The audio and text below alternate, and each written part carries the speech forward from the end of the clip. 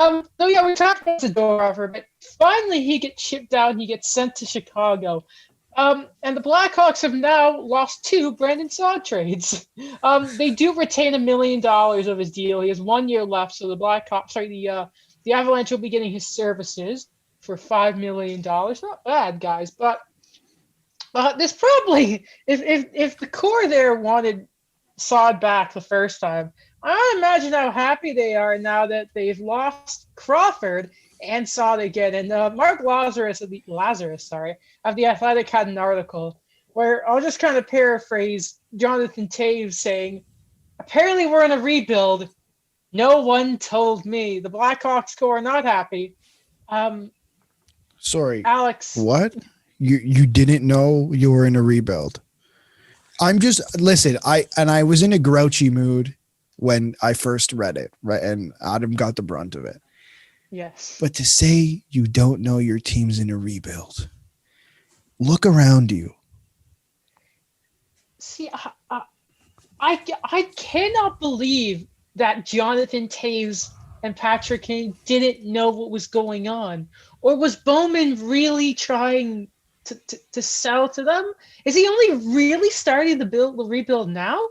I mean, yes, Jonathan Toews is not an idiot. No, he's not. He's not officially starting the Did you read the article, right?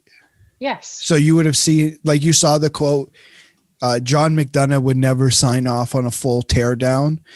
And the players felt they were making strides toward contention with an influx of young talent.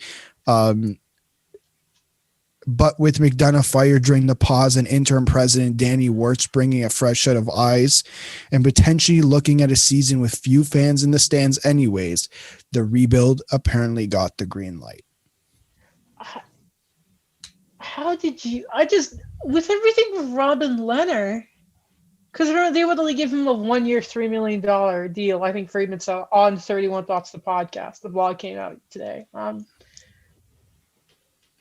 I mean, I understand if the Blackhawks core feel like that they have not been communicated with very well, that's their prerogative. Because at the end of the day, this was kind of, there's broken telephone going on here.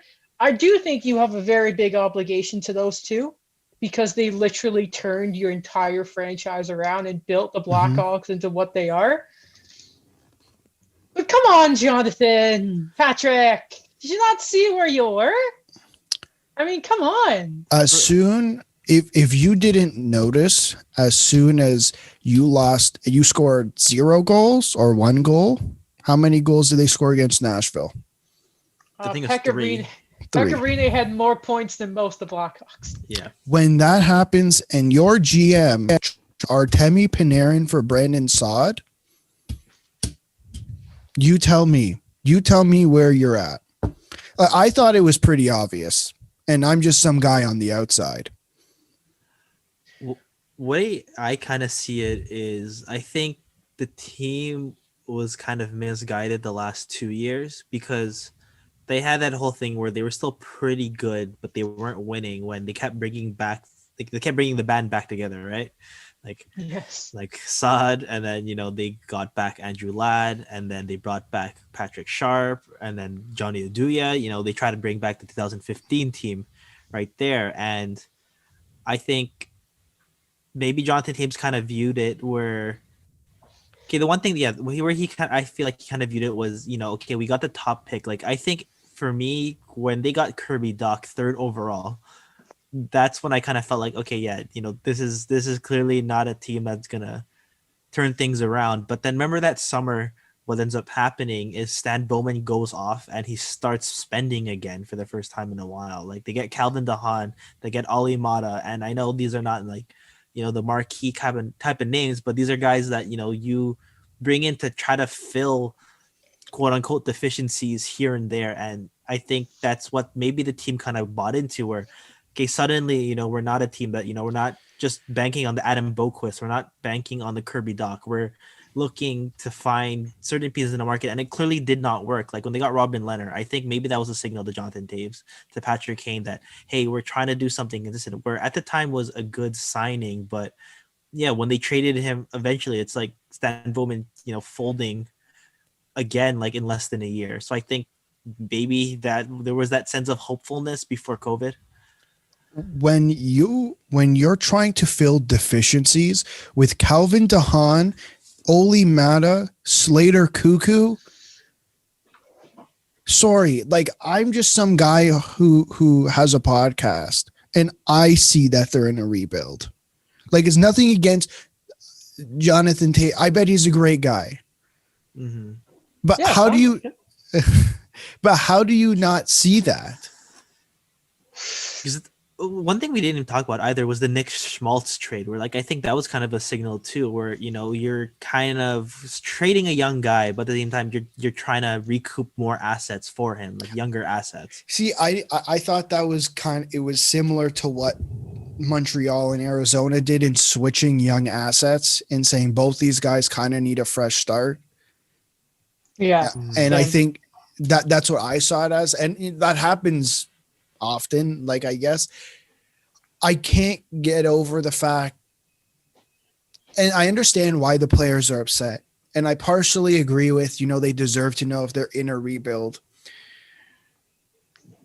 But man, to say you're coming back with this team where half your core is on one leg, like Brent Seabrook has been out the last how many years with injuries.